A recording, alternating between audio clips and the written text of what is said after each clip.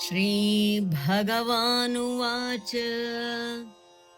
त्रिविधा भवति श्रद्धा देहिनां सा स्वभावज सात्विकी राजसी चैव तामसी चैति तां शृणु.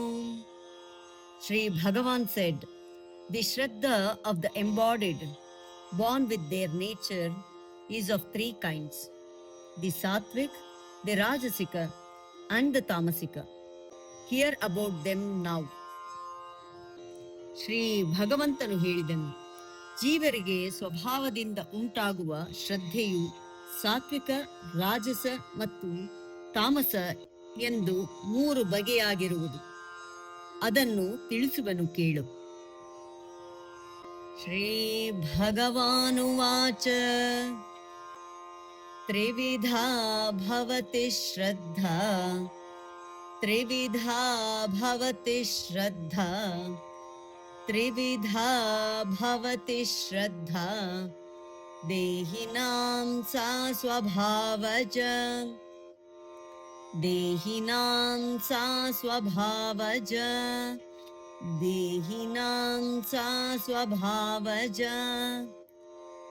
ತ್ರಿವಿಧಾ ಭವತಿ ಶ್ರದ್ಧಾ ದೇಹಿನಾಂ ಸಾ ಸ್ವಭಾವಜ ತ್ರಿವಿಧಾ ಭವತಿ ಶ್ರದ್ಧಾ ದೇಹಿನಾಂ ಸಾ ಸ್ವಭಾವಜ ತ್ರಿವಿಧಾ ಭವತಿ ಶ್ರದ್ಧಾ ದೇಹಿನಾಂ ಸಾ ಸ್ವಭಾವಜ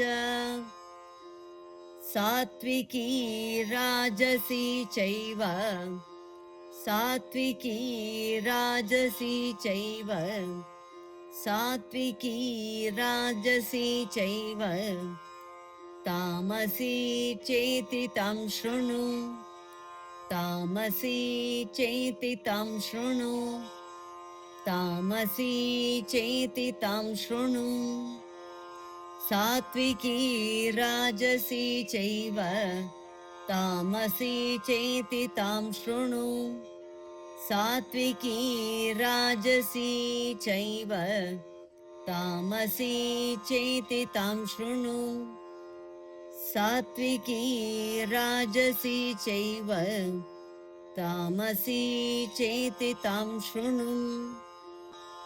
ಶ್ರೀ ಭಗವಾನುವಾಚ ತ್ರಿವಿಧಾ ಭವತಿ ಶ್ರದ್ಧಾ ದೇಹಿನಾಂ ಸಾ ಸ್ವಭಾವಜ ಸಾತ್ವಿಕೀ ರಾಜಸಿ ಚೈವ ತಾಮಸಿ ಚೇತಿ ತಾಂ ಶೃಣು.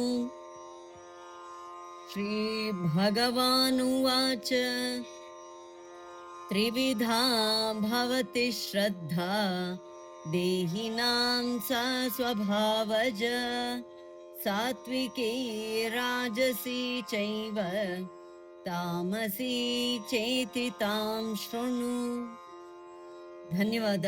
ನಮಸ್ಕಾರ. ಶುಭವಾಗಲಿ. ದಯವಿಟ್ಟು ತಪ್ಪದೆ ಲೈಕ್ ಮಾಡಿ, ಶೇರ್ ಮಾಡಿ, ಸಬ್ಸ್ಕ್ರೈಬ್ ಮಾಡಿ. ಮತ್ತೊಮ್ಮೆ ಪುನಃ ಧನ್ಯವಾದಗಳು. ನಮಸ್ಕಾರ.